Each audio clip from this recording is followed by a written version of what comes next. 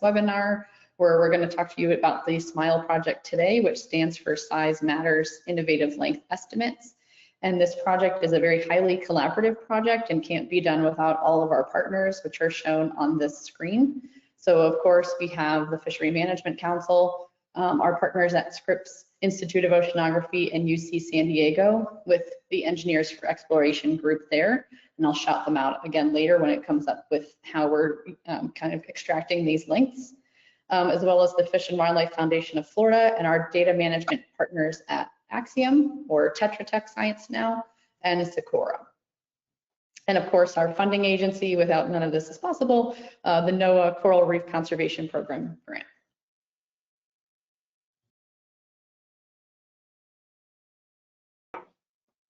So Chip gave a great overview about who we are at Reef, but I just wanted to highlight that some more as well, because not everybody is familiar with what we do. But we are Reef Environmental Education Foundation, and we are a nonprofit organization, and our mission is centered around marine conservation and education. So it's kind of all in that name, primarily with divers, but any marine enthusiasts that would want to be interested in advancing conservation and education of marine systems, or directly contributing data with what we do. So the hallmark of Reef, what we've been doing for over 30 years, is the Volunteer Fish Survey Project. This is where we train citizen science in fish identification and bins of relative abundance. So when they're performing their dives, they are able to go out and visually identify fish. I always joke about this, but I'm totally serious. They know more fish than I do. And they would select a certain bin with what their relative abundance is: single, few, many, or abundant. And then those are used to compute relative abundance and sighting frequency. So these divers have been trained in collecting these data worldwide. We have a membership of over 85,000 members. And of those, 18,000 or more do active surveying. So we have a whole big population within our membership that isn't necessarily surveying, but are contributing to Reef's mission in other ways. We have a publicly accessible database that reports surveys, and then they're also broken down into if individuals are an expert or a novice. So there's 5 testing levels basically that people build up their fish skills. We don't just throw them out there and then take their first surveys for what it is. We put them through different levels to make sure that their fish identification is rigorous. And with that, we've been able to collect over 300,000 fish surveys worldwide in our over 30-year history. And this has contributed to over 134 scientific papers. So recreational divers are able to participate in science, even though they have been an underutilized source of data collection, to help us fill valuable data gaps in fisheries. So they serve a really great role. And some of these data have been compared to existing NOAA data. So this is a paper that came out last year by Greenberg and others, looking at the reef fish database, which is shown in red. Sorry, it was marked, cut off there. And blue is the reef visual census done by NOAA. So the reef visual census and Reef are both looking at reef fish populations through visual methods. The RVC is in like a set volume or area for a set amount of time, whereas the reef method is roving divers. So they're going to go and perform their dive as they would, kind of swim wherever the current takes them, I suppose, and marking down their fish the way I mentioned before. We see in these various figures on this panel is that on the x-axis is year, and on the y-axis is a scaled relative abundance. And these two data sets really track each other quite well. They did this for, I believe, 80 species, maybe a little bit more in this paper, but this is just showing 4 of them because it shows the similarity between the data sets, but it also highlights some of the areas where they're a little bit different. And what we see that is in some of the taxonomic groups, particularly the cryptic species. So the reef members that are going throughout the reef and are also very enthusiastic about a lot of these cryptic species are better at capturing those, whereas the NOAA data set may be better at capturing the larger, more conspicuous species. But we do have a lot of high agreement with large-bodied solitary species like the black grouper you see in figure A on here, which is good news for the SMILE project because this is what our target species fall under.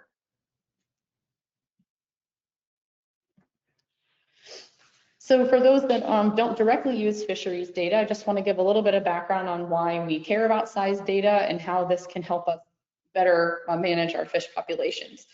So a key component of fishery stock assessments is size, and this is traditionally obtained by direct harvest of the fish or handling the fish, like I'm doing in this photo with a ruler that's far too small for a snook that's too big. But this can be done through like dockside interviews and looking at people's catch, or done through scientific methods like pulling trawls and seine nets and things like that through the water. Through harvest, of course, that leads to a direct loss of the fish from a population, so that's not ideal. And handling can induce stress on the fish and also lead to post-handling mortality as well. In addition to that, these traditional methods also seem to only target certain sizes and species of fish, basically due to like fisheries regulations and gear selectivity.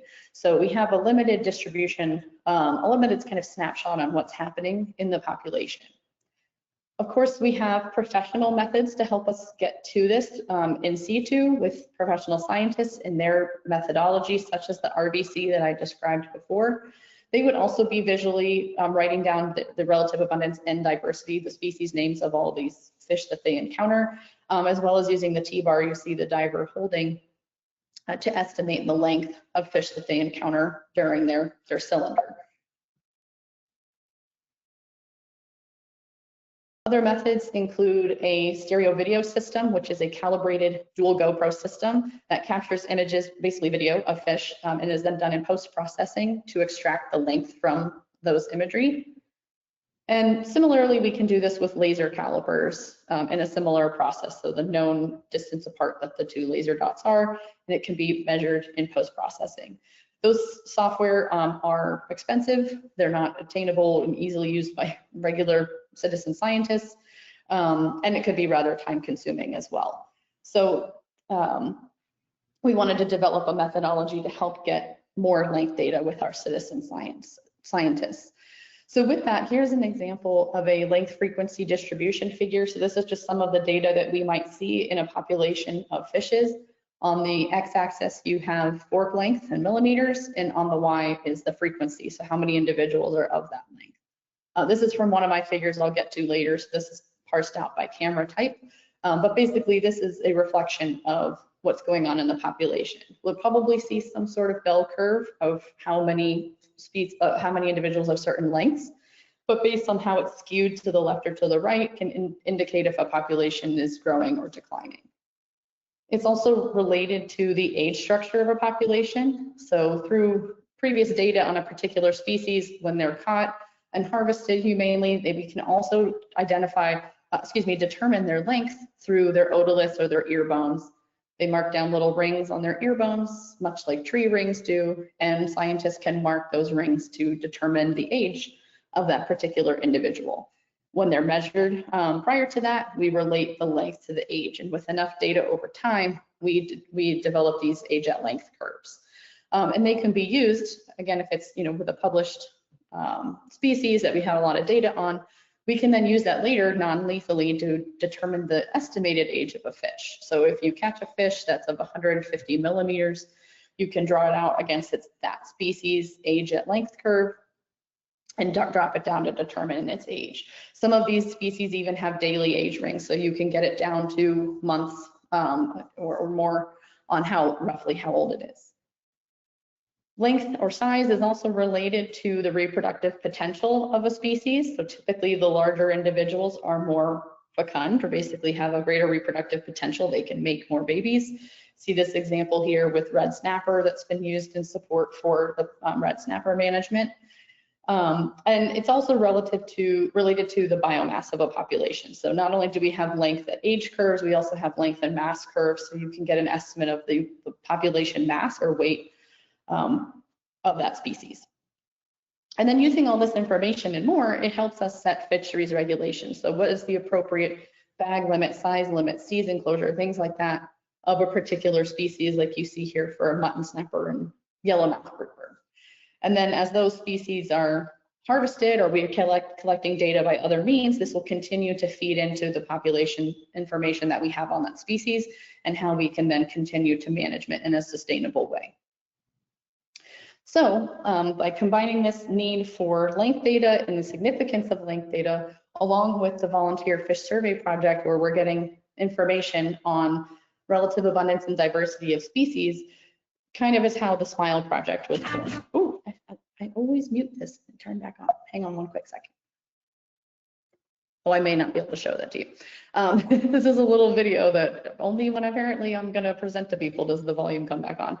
But this is showing a diver basically using the SMILE cameras. It is the citizen science initiative to collect fish length measurements using this in situ tool, which is a handheld camera that I'll talk more about shortly. And so the goal of this project is to complement existing reef fish surveys, along with, of course, the end goal of providing data to our end users to hopefully improve future stock assessments, especially for data limited species, and inform management and conservation efforts. So it might be loud for just a second while I switch slides, but that's a fun little video we have to promote the SMILE project, so that's why it has a fun little peppy soundtrack to it. So when we're trying to recruit divers to use these cameras and engage with them, we encourage you guys like why you would want to participate, and hopefully we are sending that message well, and it's to help scientists and fisheries managers fill important data gaps, specifically with size, but also get involved with new science, new technology, helping out with your community, that kind of thing. And of course, a big selling point to me is that it is fun and easy because essentially you're playing laser tag with fish underwater. And so for those of us too that are professional scientists, when you're diving, you're always doing a lot of your work and thinking about different things. So sometimes it's fun to just do a recreational dive. You may feel like you're missing something.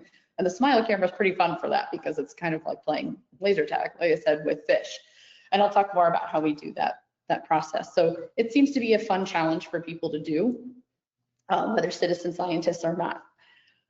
The other great thing about it is, I mentioned we have 18,000 surveyors within Reef, but we have a much larger membership. So this is a way for us to engage our other membership as well as people that are in the broader public that may be interested in contributing useful fish data, but that might be really intimidated by learning the over 300 species of fish in the tropical Western Atlantic. So this provides an opportunity to kind of expand our reach with other users and get more people involved with citizen science and with marine resource management.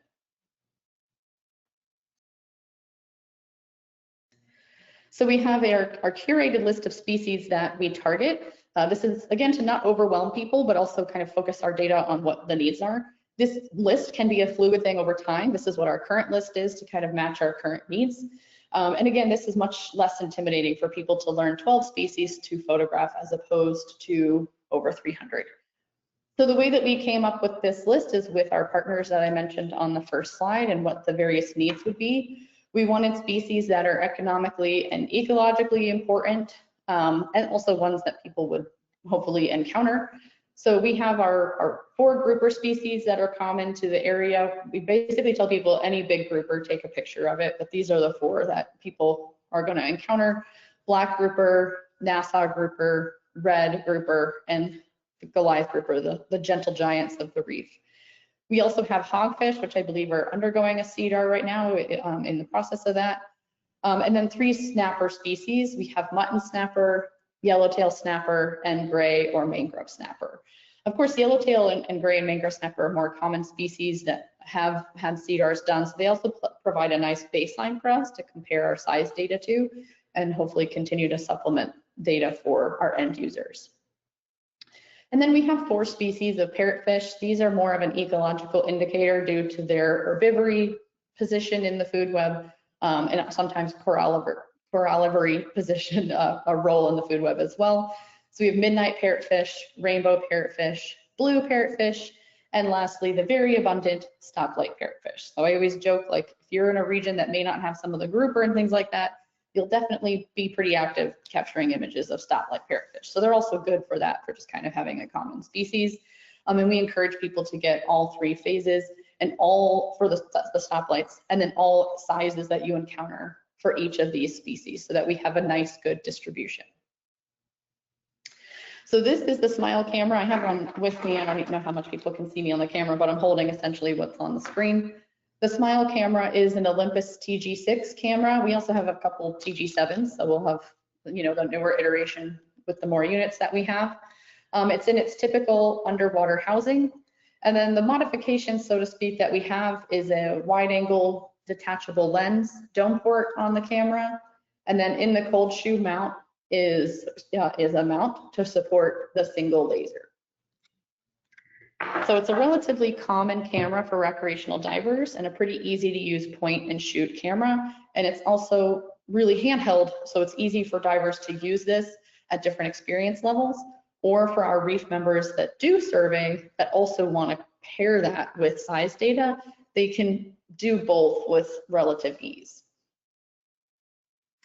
So the methods for how we perform this, especially what we've done in the last couple of years as part of the pilot study, is we will go out with the citizen scientists and do kind of a formal survey and introduction, but the cameras have been out a lot since that time. So this is kind of how the formal dives are set up, is that they take place in the Florida Keys.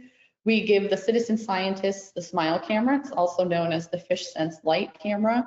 What I didn't mention on the last slide is this is especially where our partners at UC San Diego and Scripps come in really handy for us, is in the drill development and back end of this product. And so they call it the FishSense light camera. So if you see FSL, that's what it's referring to, is our new innovative novel camera for the SMILE project. So we give these to our citizen science divers to collect images of fish with the laser on the lateral side of those 12 target species.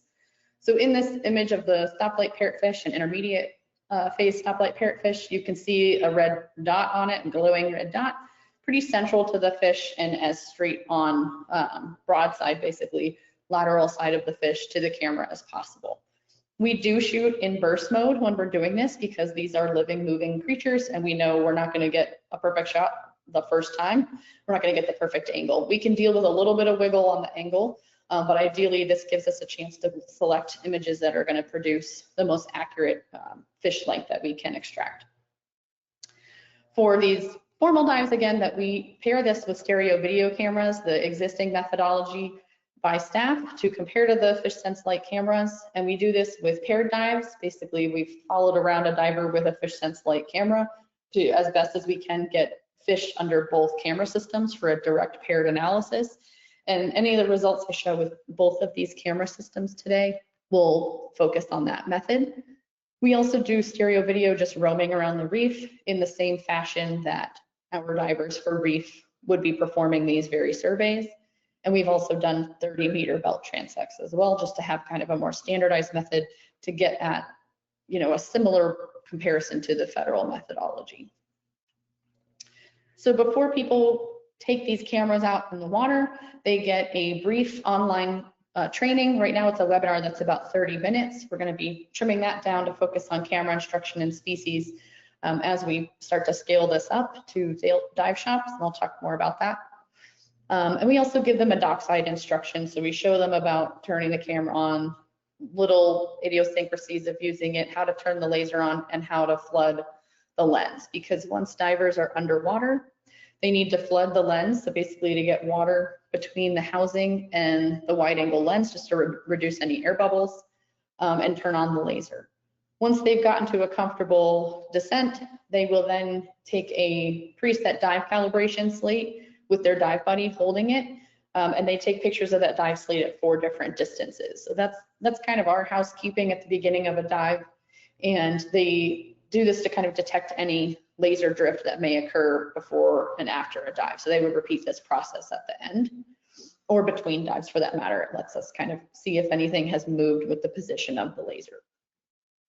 They would then perform the dive as they normally would. So they would, anytime they encounter a target species, they would aim the camera on the center of that fish body, try to get the laser on the center of it, and hold the camera down, the shutter down in burst mode to capture the images.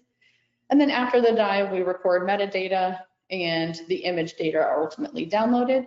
And then they go through this post-processing with our engineer partners, which has an AI workflow as we continue to train those models to detect the laser and the fish itself. So we'll talk here a little bit more about how this process works with a single laser. This is probably where we get most of our questions. When we are shooting with the system, we have to collect data with the raw image file as well. So every image has a raw image file with it, and that gives us some of the information that I'm summarizing here.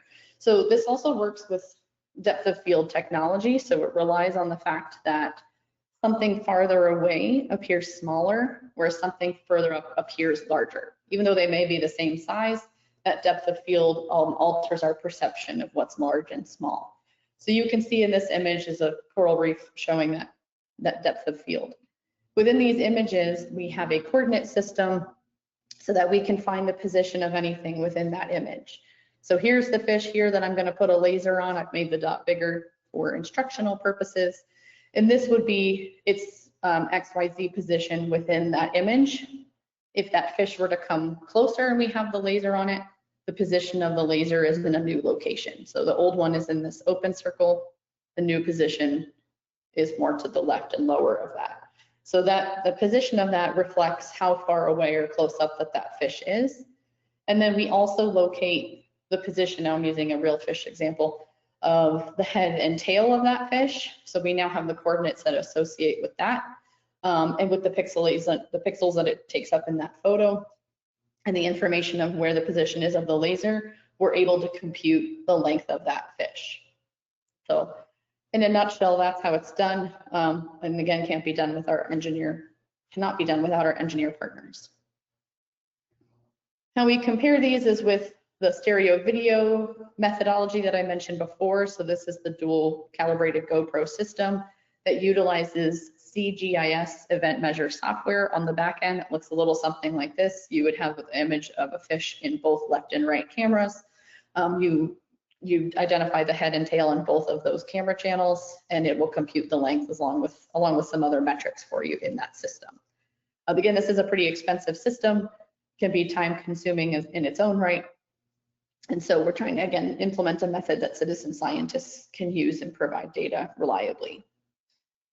So here's a larger graph of some of our paired tests. So I know there's a lot going on this figure, and that's because these are all individual fish on the x-axis from these paired dives where the two systems were right near each other. They're still going to have slightly different angles because it's not like they're literally stacked on top of each other. Even then, there would be a slight difference in angle. So it's not perfect. So we have the mean lengths for this figure on here between the two systems of each of these individual fish. Stereo video systems are shown in blue, and the FishSense light for the SMILE project is shown in tan. So there's quite a bit of similarity between the two camera systems. They are not statistically different between each other. Some areas are a little bit more, some individuals or some species are a little bit more variable than others, with the stereo video tending to measure a little bit larger. And we'll continue to get at that as we process more of the FishSense light data.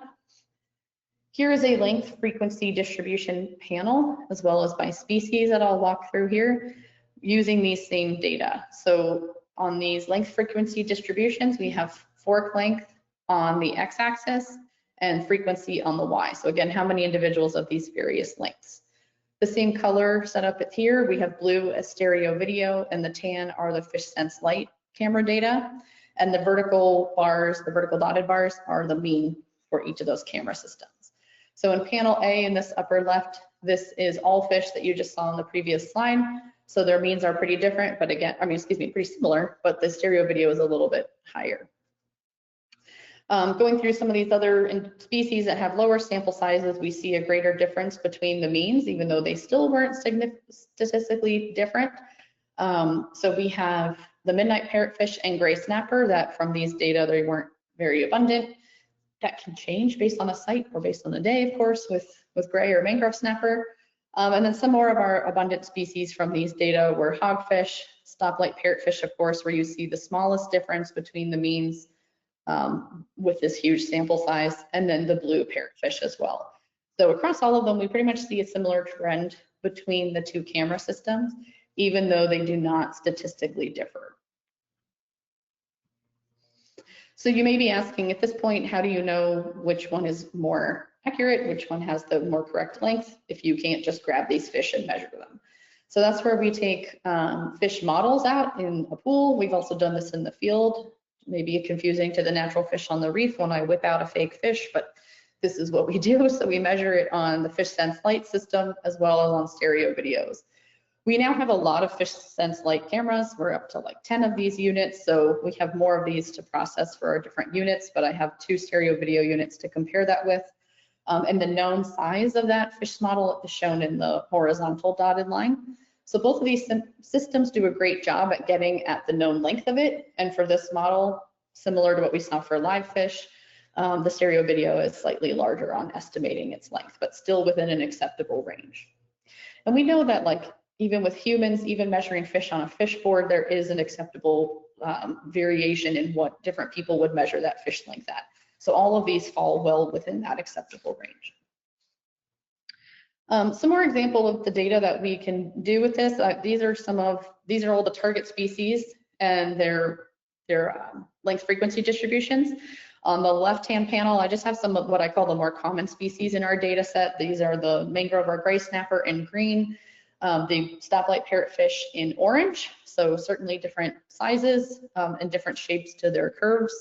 And then on the right-hand side, on the more colorful panel, are the other less common species. I could probably argue for putting hogfish in there, but I'll show you that in a second too. So you have the other grouper species, the other snapper species in here. We only recently added yellowtail, by the way, so our yellowtail data set is very small. I just wanted to note that. So we'll continue to build that up since they are plentiful on the reef and we'll have plenty of chance to get more data for them. Other ways we can examine data is looking at different factors like season and depth. Here I'm looking at site status, whether it's in a protected area or not. This is for hogfish species, the same axes for this figure. We see a little bit of a bimodal trend in their length distribution within the spas. Similar trend there in the like brownish color for outside of the sanctuary preservation area. That's what the spa is, sorry. That brownish area is no protection status, so their smaller distribution is pretty similar. Of course, we have different abundance of those that we would correct for in the spa and outside of it. And then here's an example of looking at stoplight parrotfish across their various phases. The juvenile phase is in green, intermediate phase in red, and the terminal phase is in blue. So we're able to look at different variables relating to the lengths that we collect with these data. So how you can have access to this data, how you can kind of see it as we continue to collect it, is with a data display that's been developed with our partners at Socorro, Axiom, and now Tetra Tech. So I'm going to show these two slides, and then I'm going to hopefully elegantly switch to the data display to show you directly and walk you through using that. So we've developed this data display, this visual where you can look at where data have been collected. For the SMILE data, it's just been in the last 2 years, so it's going to be a little bit sparse for now as we continue to build it up. But when you're in that, you can select by the target species, you can look at all species, look minimum length, maximum length, number of surveys, that kind of thing. And you can look at it by time and depth as well. So there's a lot of interactions that you can do with this information to help visualize where some of these trends are. If there's something of interest to you, you can then request for the raw data. So we have the data archived. That would be the length data themselves and the associated metadata, and they can be accessible. We just don't want to give out the lat and long publicly, of course, especially for the more protected species, the more vulnerable species. So yeah, you'd be able to access all of that data upon a formal request. And then we also have this for our Reef Volunteer Fish Survey Project. So this is a 30-year history of data that we have, and this is focusing on the target species. So we've taken our SMILE target species, we've looked within the Reef data set, and we've compiled this for sighting frequency, number of surveys as well, and you can also adjust that for time and depth. So hopefully we can see, hopefully you can see my portal showing up. Is it showing up okay? Okay, so you guys should see a map here, and let me kind of reset us to all species. So there's 2 data layers on this website. The top one here showing for me, and I think you can even toggle it who's your top one, but for us, we have it defaulted to the SMILE data, and then another layer would be the Volunteer Fish Survey Project. And it'll show you the color scheme associated with each, and you can also minimize one or the other, which I'm not going to do right now because I don't want to mess myself up, but you can also minimize, basically turn off one layer and just look at the other one at one time. So I'm going to walk us through my GoToMeeting there in the way a little bit. Walk us through how this is set up. So we have different hexes that show a region of interest. As you zoom in, you would get more, more of a fine scale of those hexes, but still not like specific dive sites, that kind of thing. It would have like the relative lat and long of this whole hexagon, but they're not going to show you right where a fish is. You can then select a hex for some data of interest. So you can pull up these figures that will come up from the left-hand side. Here I have it set to max length. So this would be showing max length of all the species at that particular hex, which could be one site, it could be a few sites. It looks like this one has data from just one date that it was surveyed. You can also adjust it to minimum length, median length, number of surveys, and number of fish measured. So number of survey is a dive that was performed. You can also change it, and I'll show you this more with a longer time scale for the data, but we'll have box and whisker that's cleaned up for this because this is still a bit of a work in progress. And what was the other one? The line interpolation. So when you have data over a time series, you will be able to adjust that and it would show you the data in a line format. I'll show you with the Volunteer Fish Survey project since it's got more data to it. If you wanted to just look at this by species, you can close that out, turn off the all, and let's say you want to look at hogfish. You can select a hex for hogfish. Let's try a different one. Might have there. That's a better one that has some length data. It keeps giving me in my surveys. Maybe I will have to go back to this one. Let me close it out. So usually you have to kind of refresh the figure for that particular species. So we have max length, median length for hogfish. Maybe I want to look at gray snapper. Here's a better one now. So gray snapper with lengths, because we've got more of a time scale for this species, minimum length. And again, you can change the graph to the line, no interpolation. So you'll have like trends if you want to see it in that visual context. The other thing that you can do is this will change the hexes. And here on the bottom of this data display is also time. So you can kind of see how some hexes appear and disappear based on what's available for time. And you can also do that for depth, which might be more relevant depending on the sites that you're at. If everything of interest is in shallow, maybe that wouldn't be interesting. For us, we dive within and outside the swaths of alligator for the alligator reef for these formal dives. So there is definitely a depth contour there that is interesting to look at. I think that's the main thing for the SMILE data on the portal. Then down here, I still have the Volunteer Fish Survey project layout. And if you're on a hex that's got SMILE data and Volunteer Fish Survey project, you might have seen me inadvertently kind of click on some of those. It'll give you the data for both. So here in this hexagon, I have the option to look at both. So here's sighting frequency for the Volunteer Fish Survey project. This site has 3 different years of data, and you can adjust that for line graphs as well. So this one, yeah, so you can adjust it for the species as well. So let me go back to all and change that out, sorry. And here's looking at number of fish surveys for the Volunteer Fish Survey project. This is where you get a better snapshot of the box and whisker plots. They have to be fixed for the SMILE one because we just have it set to max and minimum length right now and median, so it's just giving you the single value as opposed to the mean with the median with the quartiles and whatnot.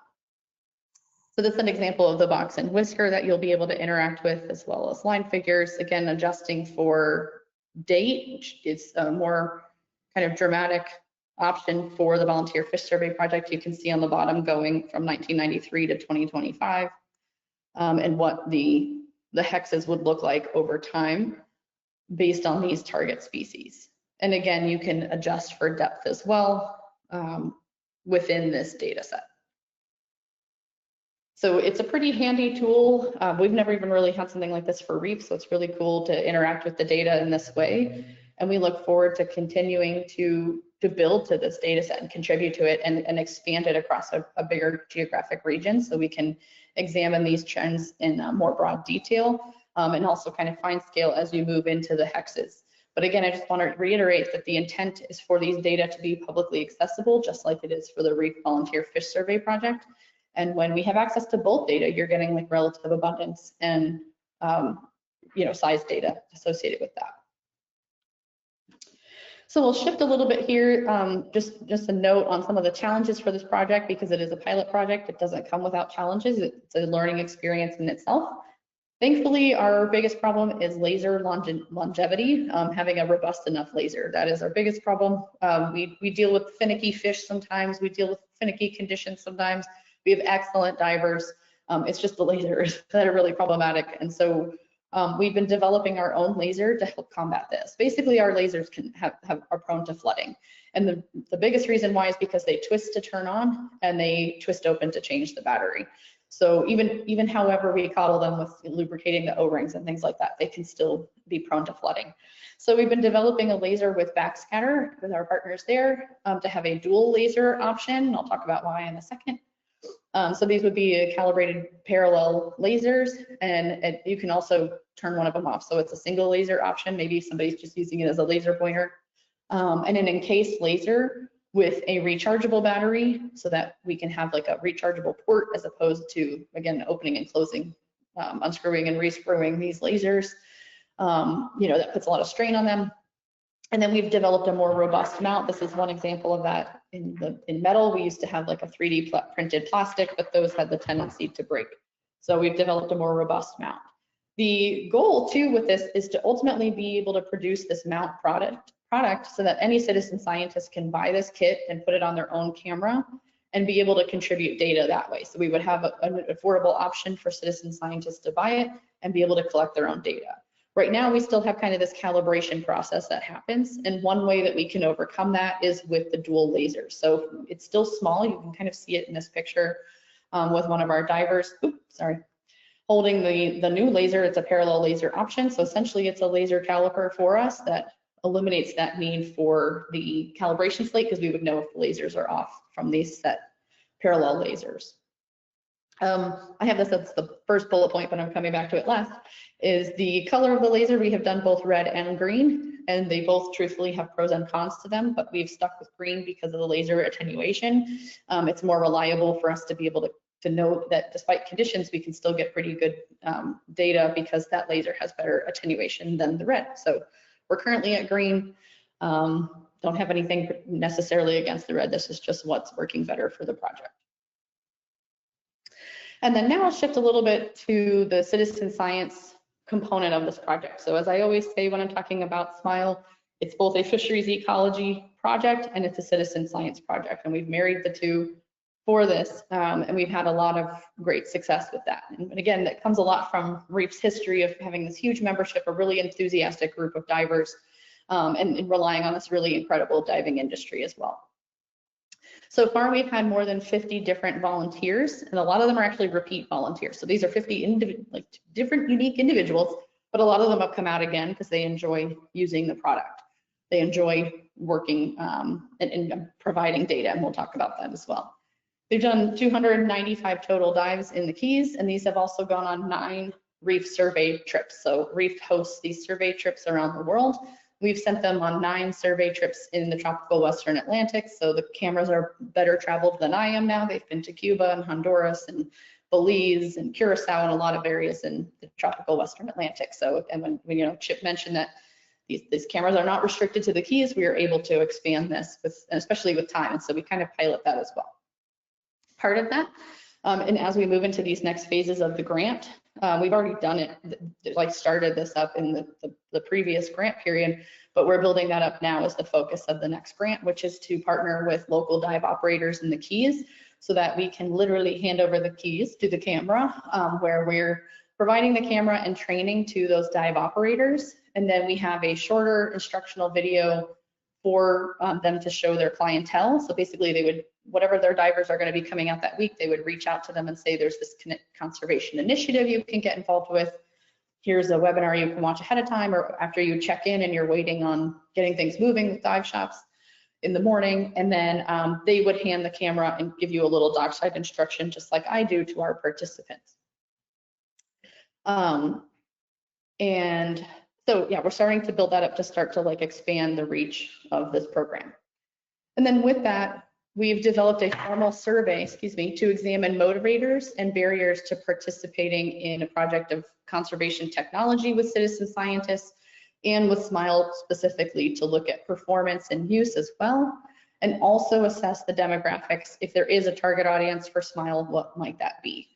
And so some of the questions we ask, and you'll see some with the example data as well, is what would be your level of interest or comfort in using the camera as part of the project? If you participate in marine species monitoring, how much of an impact do you believe your contribution would have on fisheries management? And then we might ask things about the people specifically that have used the cameras. And so what type of training do you think you would prefer, and what type of training do you prefer once you've used the camera? If you did a reef survey and a SMILE camera, how easy or difficult was it to perform both at the same time? What would most motivate you to participate in the project again? These types of questions, as well as demographic questions that they start with, which asks about your age, education level, where you live, what your diving status is, things like that. So these are, this survey rather was out from January until August of this year. And so this is like brand new data that we've been starting to go through and looking at the trends. We haven't really, we're starting to get into the point where we're looking at what factors relate to these variables. So we're in the early stages of this. They're not like publication quality figures yet as we start to work through all those things, but we're going to highlight some of the trends that we're seeing and some of the results of the questions themselves. And again, some of the things, how they relate to other variables, but we'll continue to do that through our analyses.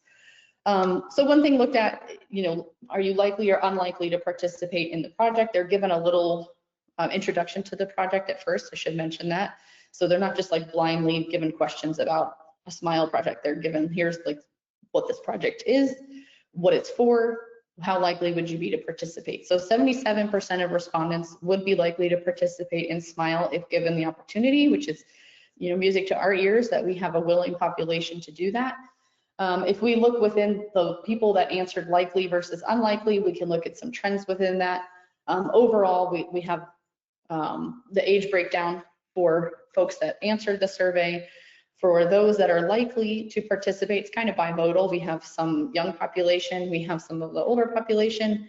The median for likely to use it was 56 years. For unlikely to participate was a little bit older at 64, and maybe that is related to the interest in comfort with using a camera or with diving.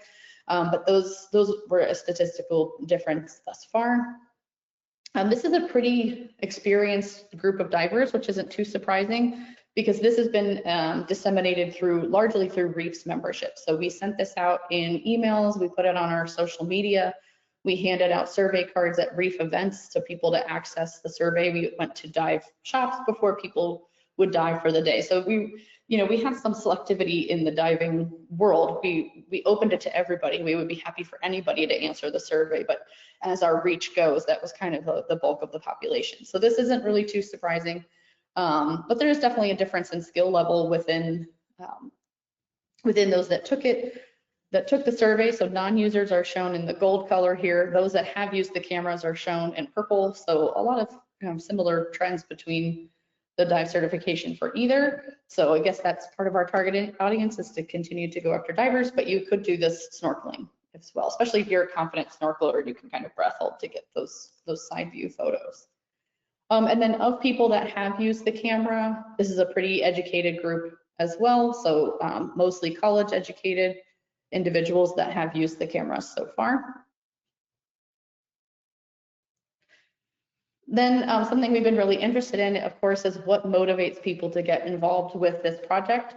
And so we had some options that they could fill out with things that we would think about, like why would somebody want to get involved with the project, but we also had it kind of open-ended if they didn't fall under these categories. So this is for non-users, what would motivate them to participate in the project? And the leading one was contributing to management of marine ecosystems. Secondly, participating in science. And then thirdly was kind of a tie. It was contributing to policy decisions, challenging myself with a new underwater skill, and community involvement. The way that these questions were done was really creative. It was we've done this with partners at Colorado State University that helped develop this survey. They did so much of the legwork because they're social scientists and they know all the ways to go about this that we're as biologists not really skilled at, to put it lightly and politely. But they had it that people could rank their motivators, so they could select 2 as their top motivator, 2 as their second, and 2 as their third, and then to analyze that those were each given a score. So it's a really cool way to examine motivators without limiting people to it as well, but them not selecting all of them at once either. So we really wanted to get at what motivates them, but also not limit them. And then the panel on the right, the figure on the right, looks at what would motivate SMILE users to participate again in the future. So this is a similar but different question. You've gone out and used the SMILE camera already. Would you go out again? If so, what motivates you to do that? So some similar answers, slightly different for the third place, but we have contributing to management of marine ecosystems, participating in science, and then I enjoy the challenge of capturing as many fish as possible. So this is what I mean when I say that the cameras are fun. It's a little like a video game underwater, putting a laser on the side of a fish and challenging yourself to get the best, angle and image that you can get. This question looked at impact. So it asked respondents, what impact do you think that you have on fisheries management, fish policy, and fisheries science? And then they would select along their scale of insignificant impact to immense impact. And what we found is that a majority feel at least a moderate impact on fisheries science, management, and policy. So all 3 of these, and they were all basically, if somebody selected one, they were likely to feel that way about the other.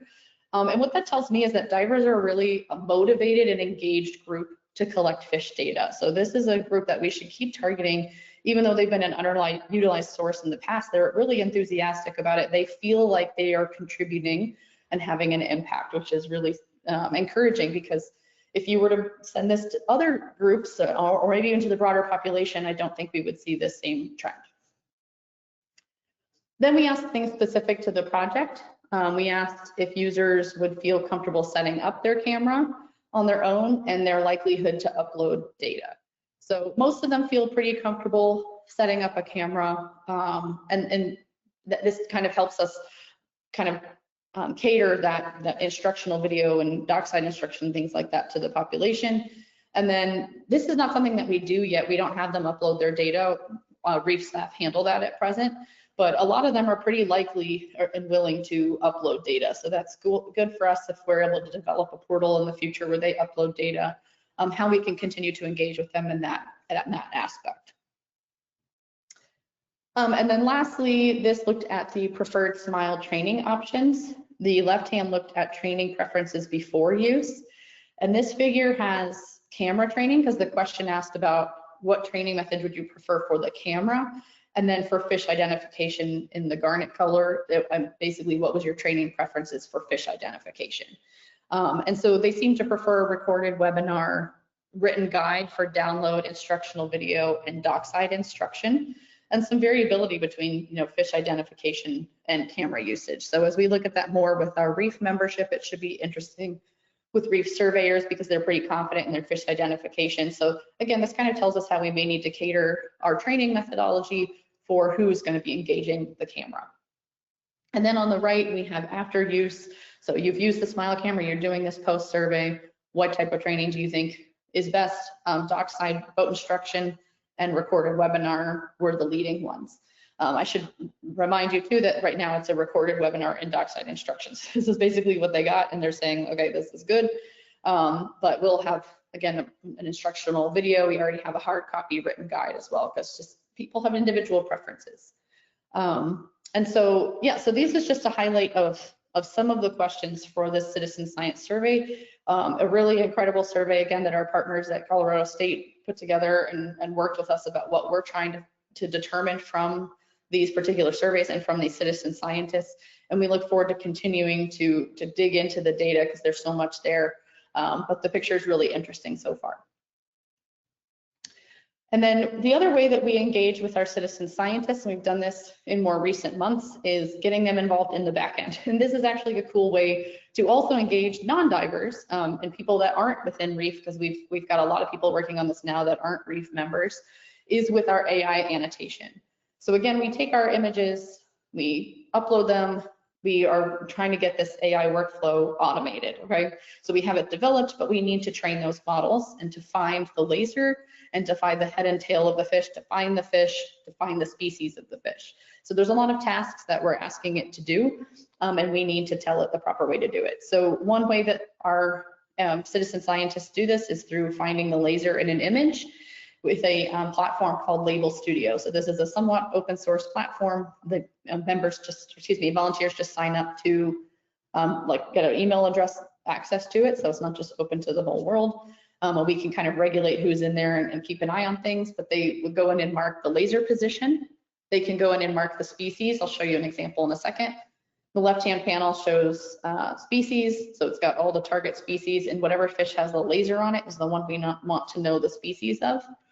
And for the laser, they have options about red or green laser, since our bulk of over 60,000 images has a mix of both as we've transitioned during the pilot study.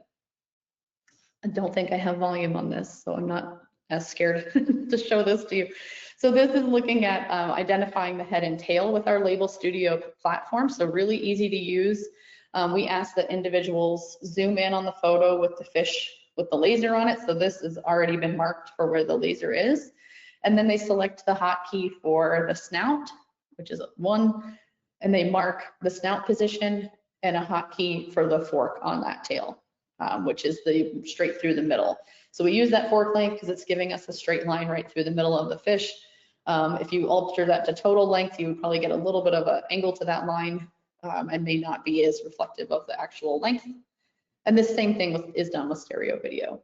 So just a couple examples of this. I got really lucky when I filmed this because these are all really good fish to work with. So it's kind of randomized. So sometimes you have images that don't have a laser on a fish, then we submit those without marking.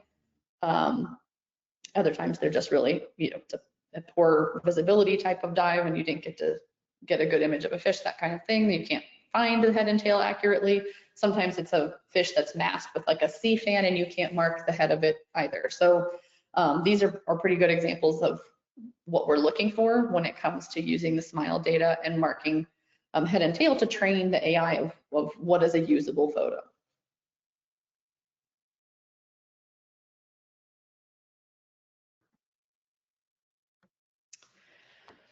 So to wrap up, our camera systems between the SMILE camera, the FishSense light camera, and the stereo video are statistically comparable to each other to generate fish lengths.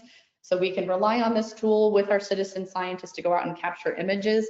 A really reliable data source. They're not necessarily having to go and estimate length on their own. Anybody can go and take the images of these fish and supply them to get the lengths extracted from them. Divers are pretty comfortable with these cameras after 1 to 2 dives.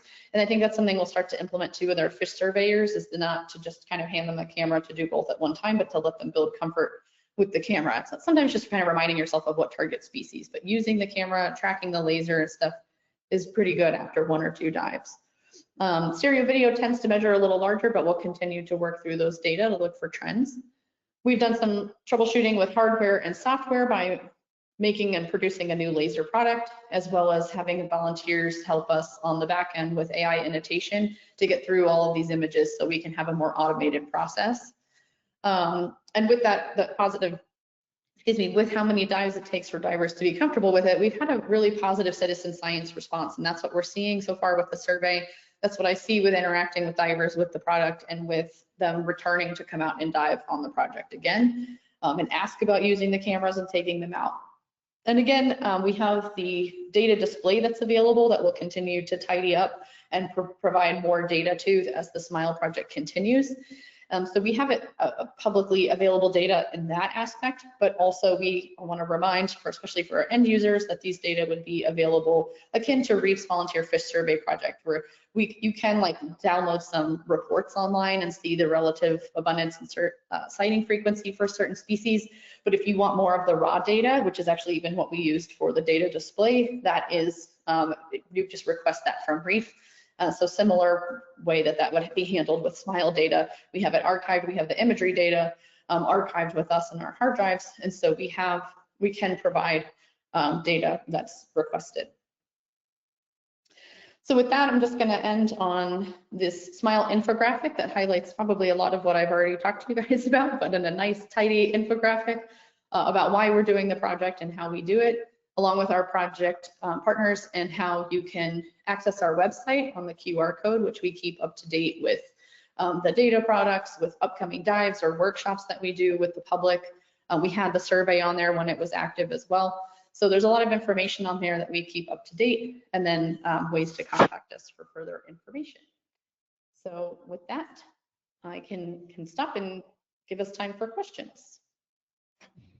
Thank you so much for that excellent overview of everything you've done in just a couple of years. It's amazing the amount of work that's been done. Let me take back control and show how to ask questions and do those types of things. Stop showing screen maybe.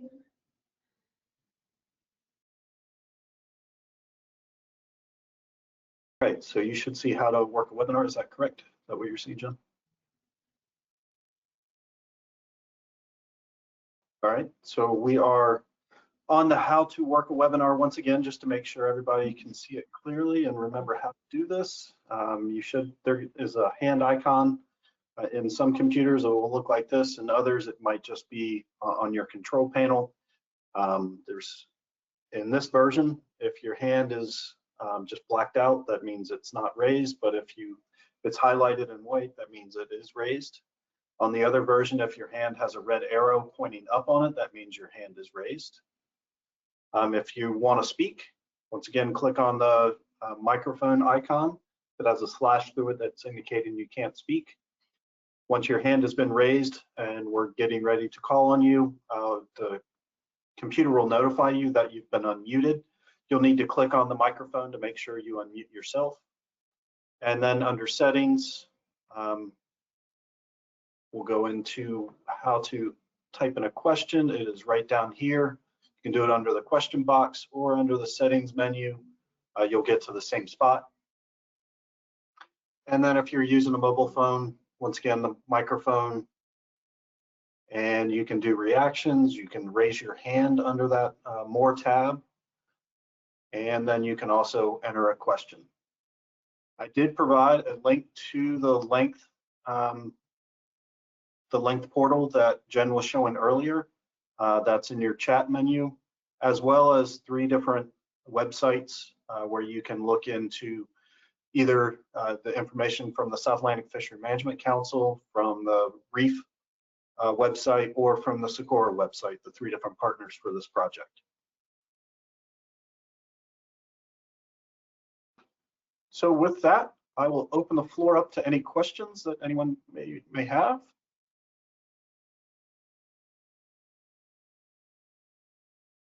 And for some reason, I am not seeing the audience. All right.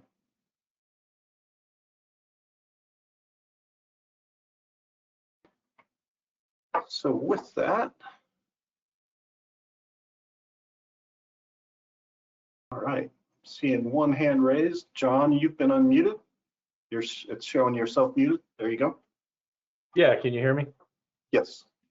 Yeah, hey Jen, thanks for that. Really great presentation, and this project seems to just be getting some wonderful information, and the participation of people is outstanding. I just sort of wonder, like, what are your thoughts on something like this? Long term, is the interest there for people to keep doing it? Sometimes, there's a high novelty factor with something, but really getting something like this with a lot of volunteers and others to stand the test of time can be tough, but the diving community seems to be kind of special. And I just wonder what your thoughts are in that regard. Sure. Thank you so much for your compliment and your question. I agree, they are a very special community. They're a very enthusiastic community. The Keys community is really also very special and enthusiastic. So I think trying this out and spreading it across the Keys so we can capture the geographic area, but also interacting with more dive shops is a great place to spearhead that. Reefs partnerships across the region with dive operators that we work with to do the reef survey trips is another opportunity to continue that spread. But with the dive community being so enthusiastic, we have already met with 4 different dive shops in the Keys wanting to know how to implement that. And so there'll be a workshop next week hosted here at Reef with some of the local dive partnerships to work on that. So we're going to do a workshop with them. We have like a cool little, just downstairs of here actually, reef model with all of these fish. It's so realistic, where the dive guys can go, the dive operator folks that are interested in helping can go and actually try it out on fish in this big simulated reef that we have. So they'll have a really great hands-on interaction, and we're going to have a discussion with them on how they think it's best to kind of implement it with their dive shops and with their clientele. So I think there's a lot of enthusiasm with that. As we continue to spread the word, I think it continues to grow and we get more enthusiasm for it. We get people asking about doing it on GoPro, which is one of our goals. So we kind of keep pushing the engineers as well on, what can we do next? And it can be different iterations based on where we're growing with the tech. Maybe the camera laser unit not needing calibration and people can just put it on their camera beats out the GoPro. So maybe it's ultimately we can do these things simultaneously and people have them on different gear. And then we'll continue to pilot test those as the new tech comes along. So I think there's a lot of enthusiasm. I have a lot of optimism and excitement for the future of the project because there's lots of ideas on growing it and continuing this trend and supplying data and getting it to be usable for our end users. Sounds great. Thank you. Thank you. Yeah, John, and as Jen had mentioned, we do have continued funding for another year through the Coral Reef Conservation Program, and they're going to continue to expand the project. So it's exciting for another year at least, and hopefully we can do more. Yep. I even had divers in San Diego that I just got in touch with through Reef and through Scripps that tested the cameras out in San Diego for us. And they obviously test them out there for the engineering team, but just trying to engage with divers out there. I was trying to get help with the survey, so to get more people involved in the survey. And so they've been enthusiastic. They give us feedback. Obviously, they have different conditions that they're dealing with when they dive and still find a will and a way and an excitement for it. So it's been fun. So fish don't always behave like we want them to. And, in your images there, you could see some of them are tilted and angled and different things like that. How well do these cameras work to deal with those issues with the curvature of the fish or the fish kind of swimming at an angle to you? Yeah, we definitely can't deal with harsh angles and neither can the stereo video system. So when people are marking them right now for head and tail, I'm basically like, you can confidently see the end of that fish's face and you can confidently see the end of the tail. We'll mark it and then, let the engineers work with whether that's a measurable fish or not. Their feedback is also that it's about a 15-degree angle that it can handle, which is the similar guidance with like laser calipers. So it's certainly, you certainly can't have a fish behave every time, but it's still better than no data, having at least some usable images and usable individuals from the reef that are giving us link data that we wouldn't have otherwise had. But I think it adds to the challenge too of getting to use this product. Is you win some, you lose some. Some you're going to get great shots on and some you won't, but we always try. We grab a burst image and you might surprise yourself with what's usable. But all of those in that AI example, I think pretty much all those were usable images, if not all of them. Other ones are way harsh and you can't do anything with it. But again, same thing with stereo. And as a note, I always promote Smile for this reason, is on a stereo video camera, you have to have it right on both cameras. You need an angle that's decent to work with on both sides. Whereas Smile, it's just with one. So we don't have to have it really line up in both.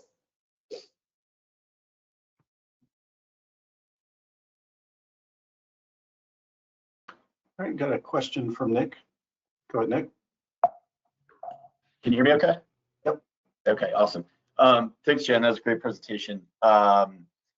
It just kind of, I was thinking about fish behavior with Chip's last question, and dives that I've done at night have been a little bit better as far as being able to get closer to fish, and sometimes they're more docile at night too. Have you guys looked at using flash photography? And I don't know if the flash would even work like with the laser, but have you guys done any experiments with photographing at night? I don't know. I don't think we've done any experiments with that unless they just did it from the engineering side in the early stages of that. But our current guidance is to not use flash because of the backscatter on it.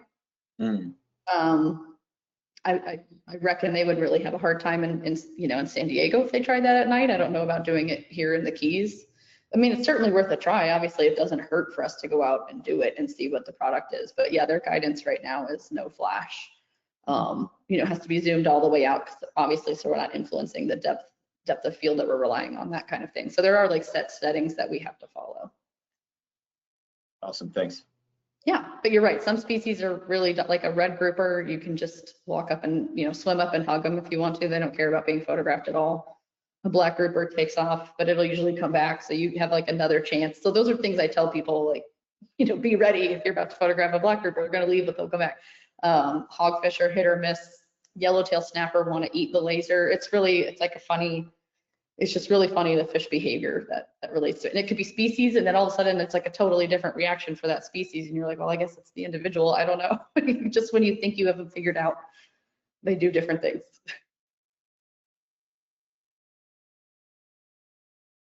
All right, go ahead, Julia. Hey, Jen, great job.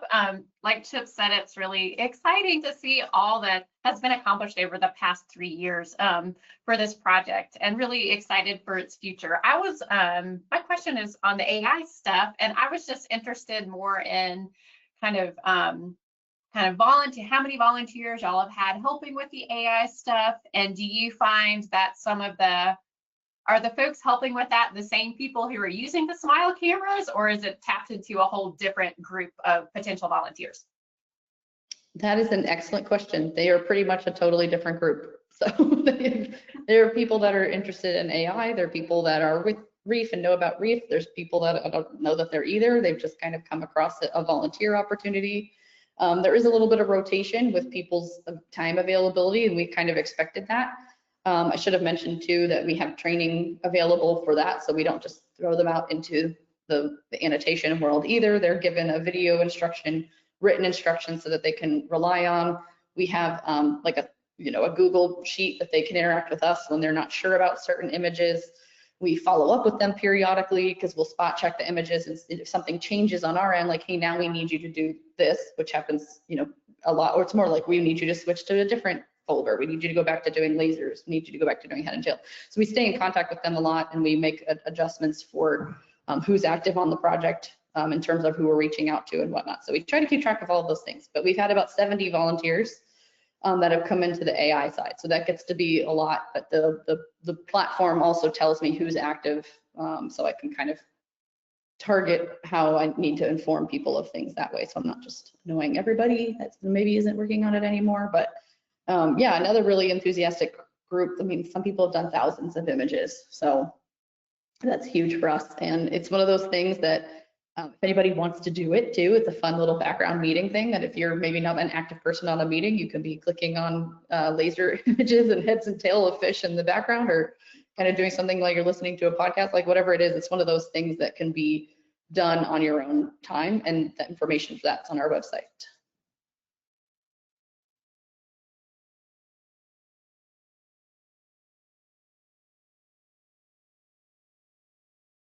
Julia, I'm not sure if you muted yourself. Oh, all right. Yeah, I was just going to say thanks. I mean, I think it's really cool that it's a whole new and a different group of folks that y'all are kind of involving in the project that way. So yeah, that was it.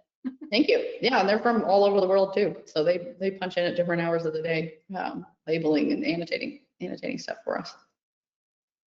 So along with Julia's question, do people's skill improve at identifying fish over time, or is it, they're not staying in that long? Yeah. I think so, yeah. So for our species identification, we'll keep that on species comfortable people. But just from how we experience reef, people definitely get more comfortable with more surveys that they do. I mean, like their first survey, I'm sure, is terrible relative to their 100th survey. And that's why we categorize our survey levels. I think there's 5 that I mentioned into that experience level and that comfort level.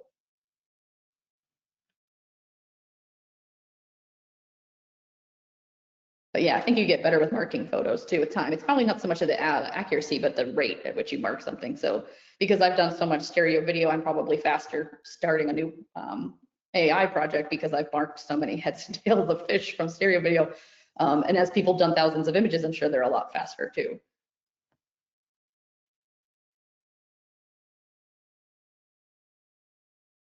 All right. Go ahead, Allie. Hey, can you hear me? Yes. Perfect.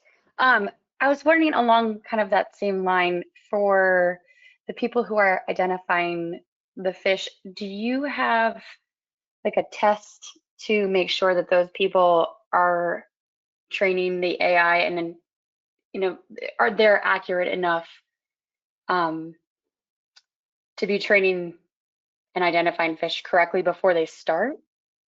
Yeah, so we have a Smile fish species webinar, but thankfully because we have such a good base to work with reef, and we know who's experienced surveyors, we'll work predominantly with them. But we can go back and spot check the images. Well, we can QA, QC all of them, but if I've gone through 100 and I don't see a single error, that gives me some confidence in what they're doing.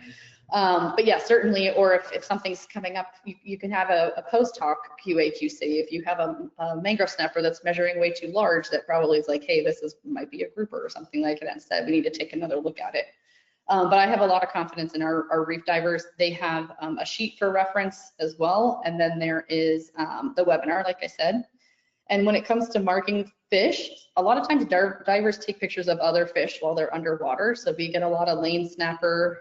We had a lot of yellowtail before they really came on. That's actually how I have some yellowtail data, because people were just taking pictures of some of them. Mahogany snapper, I think sometimes people think it's a mangrove snapper. So things like that. And we tell people it's okay if you take a picture of the wrong fish, because we're gonna find it on the back end. And you might even be able to use it down the road for something else. But for the AI training right now, we have it as just, these are the 12 species. If you know that's what it is, you label it as such. If you can't identify it, you label it as unidentified. If it's a identifiable species that's not target, there's an option for that. So basically, if you would label a mahogany snapper as, I know what it is, but it's not a target species. So it'll move on, I guess. So Allie at Reef, our Allie and I have done most of that so far as we've worked through the initial stages of the species folder, because within that too, they would also mark if something is measurable or not. So back to Chip's point. So we want to make sure we have the best training that we can available for them, and we needed to experience that first, and also try to get through some of the little data backlog that we have.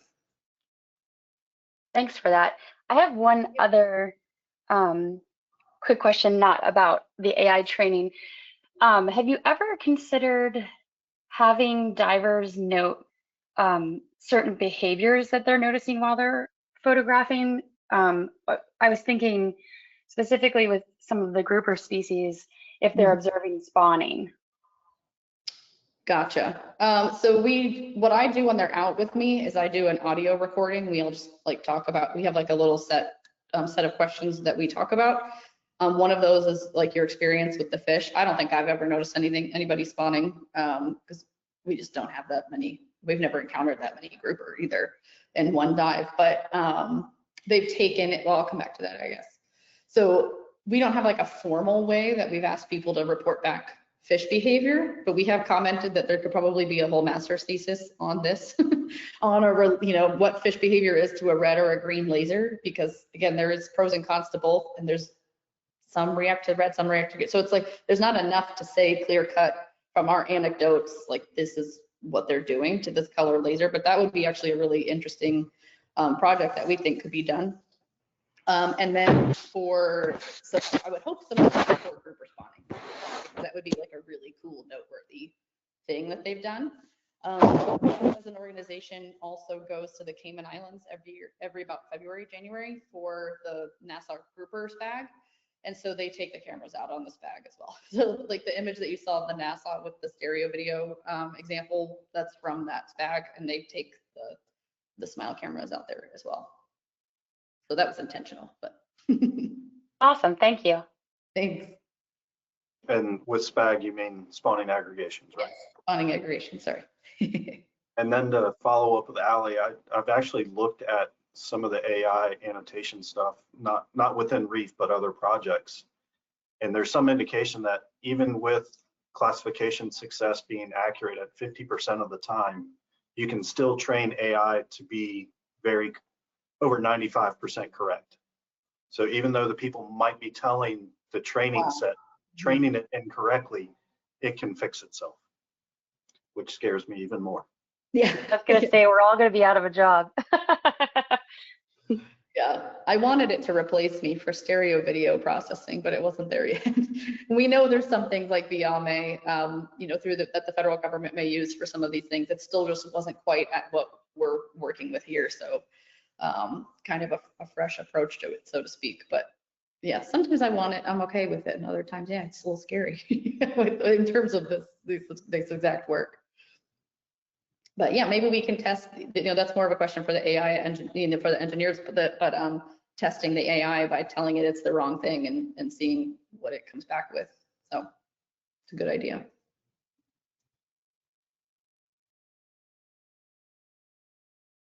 All right, I'm not seeing any other hands raised. I really appreciate the presentation, not only presentation, but all the work that's gone into this, from you all in collecting the data to submitting the data, working with Colorado State, the students at UC San Diego.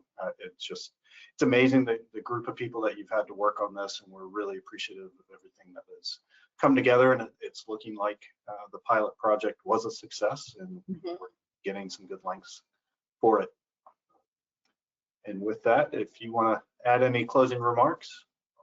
Yeah, I mean, you're right, it's an incredible team to work with from every component that this whole project comes together. So we're super grateful for all that collaboration that we have. And I'm grateful to have yet another opportunity to share the SMILE project with people and get the feedback, because every feedback, every question that we get helps make it better and helps us think about things that we can improve. And so I appreciate the feedback and of course everybody's time. So thank you so much. Yeah, and just a plug for next month's seminar. We're going to be getting a seminar on spawning special management zones, some of the work that's been going on in those, looking at spawning fish in the areas that the council protected back in 2017, looking at some of the recent research that's been done. Normally we have these on Tuesdays.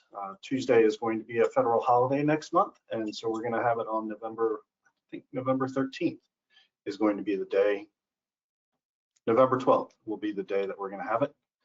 So I'll be sending out an email in regards to that, and it'll also be posted in our the bite. So look out for the next seminar. And Jen, thank you so much, and we'll get this recording posted hopefully by Friday. Awesome. Thank you. Take care.